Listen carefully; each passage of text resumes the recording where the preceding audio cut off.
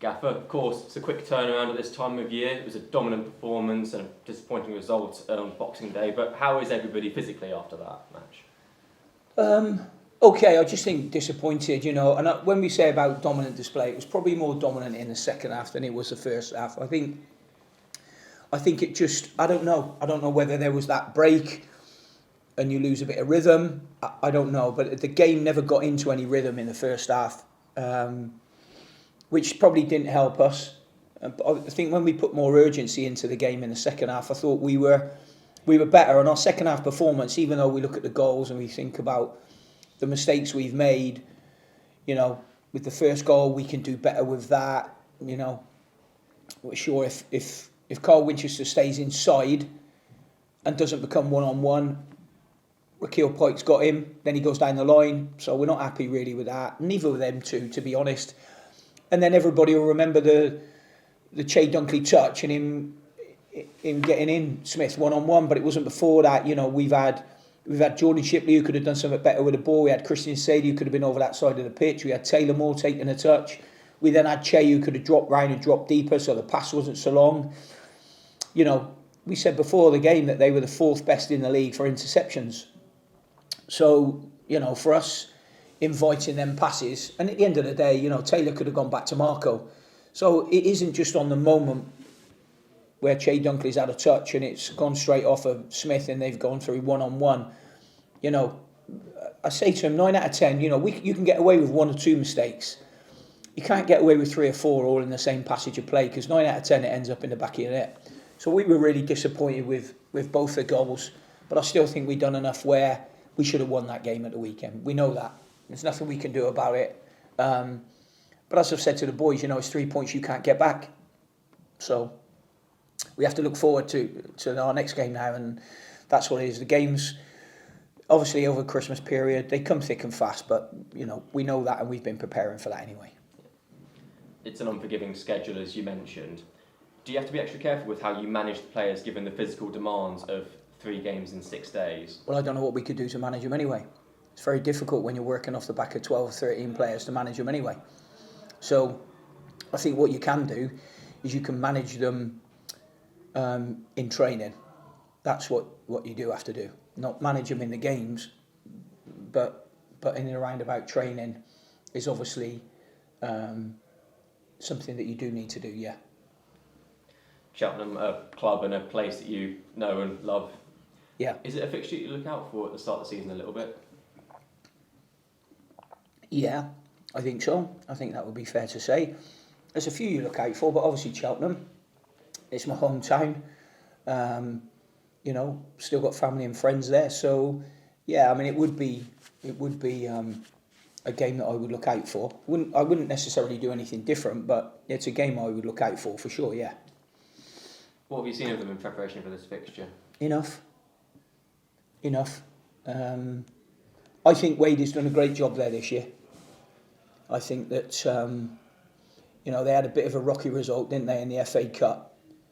But, Cheltenham are not a knee-jerk club. And I think they've done great under, I suppose, a little bit of pressure when they got beat by Alvechurch. But, I think that he's done a very, very good job there, Wadey, with lots of changes. When Michael Duff went in there, he inherited a lot of the players to get backfiring. But a lot of the players have gone. And Wadey had to put together nigh on a new team there and then get them playing in a certain way. So I think he's done a really, really good job there, and I'm pleased for him. I'm pleased that that's happened, just for obvious reasons, really. My relationship with him, but I think he's done a good job, and I'm proud of him. One of many friendly and familiar faces you're looking forward to catching up with after the match. Only if we win. I won't look forward to catching up with him if we don't, but unfortunately it's a thing you have to do. So let's just see how the game goes first of all, but yeah, of course. hoping to speak to Taylor more after this. He had to fill in into a new position as far as the game planning had gone with 20 minutes before kickoff, I think you said it was. What can that be like for a player, having to change where you're playing, the plan changing a little bit so on such short notice? Yeah, I wouldn't, to be honest, putting Tails back in there, it didn't change the plan, because you haven't got time to change it anyway. So it wouldn't have changed our game plan. By not putting Tails back there, what it might have done is it might have changed his mind in terms of Flano's played with Shea more than Tails has. So would Flano have given Shea the ball in that moment? I don't know. I don't know whether he would have done. I think he may have played the first one, and it would have been from Shipley, and he would have played that one forward. Probably Flano. Taylor's a good footballer, and I think what he was trying to think at that moment in time was to us to keep possession. But unfortunately for me, he picked the wrong pass. But it wasn't just Taylor, because Che Dunkley picked the wrong space, i.e. he should have been narrower to receive the ball. Therefore, it wouldn't have allowed their striker to jump him. So there's lots of things that have gone on with that. But I thought Tails was, funny enough, I thought Tails was the best out of the three. I thought he played the best on I was going to say on Saturday then, where are we? It was Monday, wasn't it? My God. So, yeah, I thought Tails was the best out of the back three at the weekend. So it's just disappointing that has happened in that moment. But I thought he adapted well, and I think when he's played at right wing back, he's played well. And I think when Rakeal Pike stepped in with 20 minutes to go, I thought he played well. I wasn't thinking of taking Ricky off. And he was looking over and we were getting changed, and I managed to say to him, "You're all right." And his calves were cramping up because it's been a while since he's played 90 minutes again. So I thought, my God, if we go and make a substitution now, it might end up biting us on the bum, and we've only probably got a couple of free subs that you're thinking we're going to put on. So I thought that both Taylor and Rakeal did really well, considering everything had to change at 20-3. And it was obviously tough on Tom, and he has been ill. He's been ill for a few days now. So there wasn't a lot we could do about it anyway, really. And then, obviously, when you're thinking about your subs, you put your subs on, and then the sending off disrupts you again. We then change. We end up putting Bloxham down the middle, but Tom Bloxham really wants to be on that right-hand side. So Tom wants to be there when he comes on. He doesn't do so well when he gets to play with his back to the game at the moment, or back to defenders, probably because he's still growing up and learning about tricks of the trade, if you know what I mean. So, yeah, all in all, the performance didn't warrant a defeat, and I definitely think it warranted us winning the game. But we made a couple of bad mistakes, and it got punished for it. I was going to ask you finally about Tom Flanagan. You say he's been ill for a few days. Is it just touch and go? Excuse me, blimey, that suit was hot then. I had to swallow that quick then. Yeah, we need to wait and see how he is. He's got to get some food down him.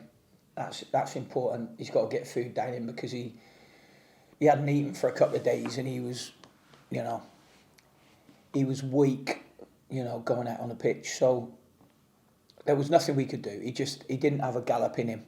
And that's unlike Tom. Whilst Tom's slender, he's wiry, he's strong, and he's tough.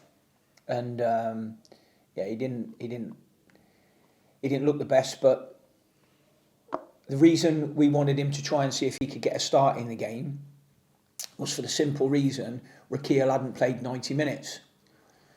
So even if he could have given us half an hour, we were preparing for him to give us half an hour in the game, and then Rakeal only has to do 60 minutes in the wing-back role.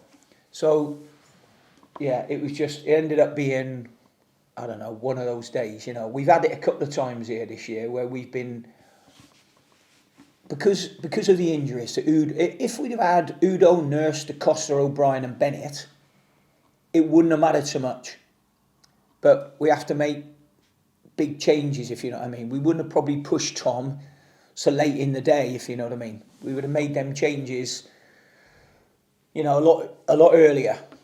But we just haven't got them luxuries. Having those players out injured is, when we get moments like we had at Cheltenham away, when Nurse is out that week, when Jordan Shipley has to leave pre-match, Tom Flanagan at 20-3 can't do it.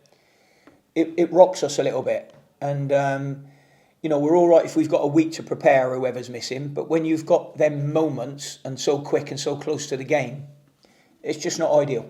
And I'm sure it would affect most teams. But I actually think it didn't affect us that much, and wouldn't want to use it as an excuse. I'm only doing this because you're asking me the questions. I still think we've done enough to win the game. I wish Tom all the best. Yeah, thank you.